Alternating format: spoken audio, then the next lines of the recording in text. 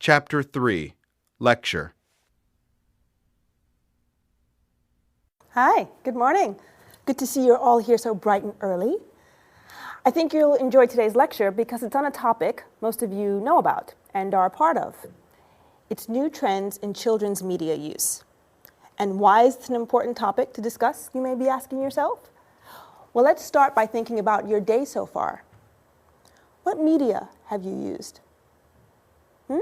How many different types of media have you used since waking up and coming to this class? Did you check your email? Did you turn on the television as you were getting dressed or eating breakfast? As you were traveling here, did you have some kind of music playing in your car? Or did you use your iPod on the bus? Did you read a newspaper? How many different types of media have you used already today? Okay, so now let's think. How is your experience different from, say, 50 years ago? What are some of the key changes? Well, in the middle of the 20th century, people in the US had only TV, radio, records, movies, and print media. Today, early in the 21st century, we have many more options. Let's see, there's both the larger variety of technology available. That is, the number of different devices and types we use is greater. We have VCRs, DVRs, CDs, DVDs, computers, and we also have online activities now. Email, gaming, music streaming, just to name a few. And it is also constantly changing, and the rate of the change is getting faster. Okay, and technology is getting cheaper too. It's less expensive now, so more people can own it. It's also getting more portable. Okay, so you can carry it around and have access to it, use it in more places.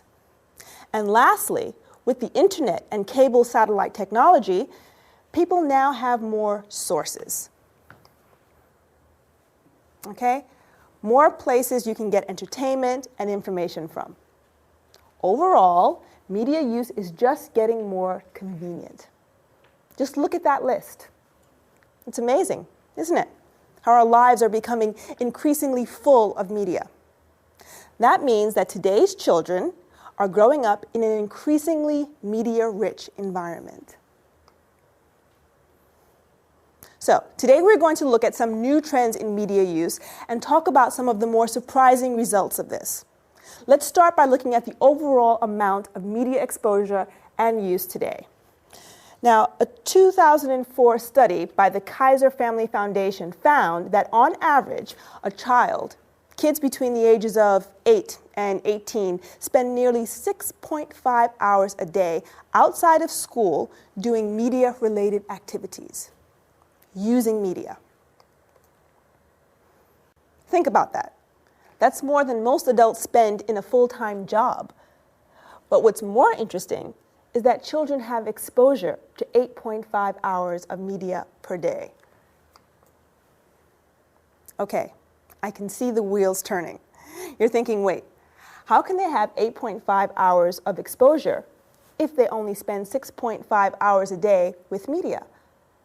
Well, what we can conclude from these numbers is that children are using several types of media concurrently. They're using different types of media at the same time. This is one of the new trends in media use, multitasking. So, for example, while they're listening to music, they may also be playing a video game or reading, or they may be surfing the internet and watching television at the same time. So we can infer that today's youth are becoming more skilled at paying attention to more than one thing at a time, okay? At doing more than one task at a time. Or is the opposite true? Maybe all this media is just making it harder for them to focus on one thing. They get bored more easily if there isn't a lot of stimulation from different sources.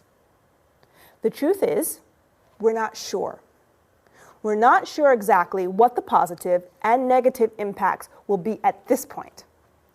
What's interesting is that even though children are using many more types of media, they're spending about the same amount of time with media as children did 5 years ago. This means that children can't really fit any more media time into their average day. They've hit a media time ceiling. But they can use media more intensively by increasing their multitasking. Now, as it turns out, that's exactly what they're doing. For example, one recent study suggests that 26% of media time is spent using 2 or more types of media concurrently, on multitasking. Another interesting trend is the number of children who have access to media in their bedrooms. Okay, so let me back this up with some findings. The number of children in the US who have a VCR or DVD player in their room in 1999 was only 36%. In 2004, 54%. Okay? Now, that was a dramatic increase. And as you can imagine, children who have TVs in their bedrooms spend more time watching TV. They watch about 3.5 hours a day. But children who don't have TVs in their bedrooms watch about 2 hours a day. That's a big difference. Okay? That's 1.5 hours more in a typical day. 10.5 hours more per week. Now that's significant. And TVs are not alone. Other media is also used more when it is located in the child's bedroom. So, what can we conclude about the increased intensity of media use by children? Well, not everyone agrees. Some research suggests lower test scores and shorter attention spans, which makes some people think that increased media use only has a harmful effect on kids. And some people worry that today's kids are too dependent on visual media, that they don't have the patience to read long texts, which could hurt them in school and colleges. But other people don't have such negative opinions. They believe that so much exposure to all kinds of media is just preparing them for real life. You know, life today is filled with media and images. They'll eventually have to live and work in that world, so their media use is just preparing them for that. These children are really good at shifting their attention from one thing to another, at focusing their attention on what interests them. Some experts say this skill of monitoring and coordinating more than one task at a time, but ignoring what isn't important, may actually be useful, a benefit.